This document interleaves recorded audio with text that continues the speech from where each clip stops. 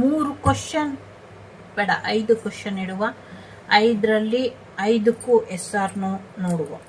Okay, so think 5 question 5 times. So ಮೊದಲನೇದು ready. ಓಹ್ urgent ಇದೆ ಅಂತ ಅನ್ಸುತ್ತೆ. ಸೊ ಹೀಲ್ ಮಾಡುವ ಫಸ್ಟು.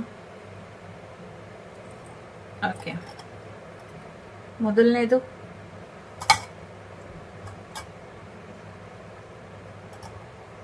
ಮೇ ಬಿ, ಆದರೆ ಆಗ್ಬಹುದು, ಇಲ್ಲ ಅಂದರೆ ಇಲ್ಲ, ಗ್ಯಾರಂಟಿ ಇಲ್ಲ. ಓಕೆ, ಎರಡನೇದನ್ನ ನಿರ್ಧಾರ ತಗೊಳ್ಳಿ.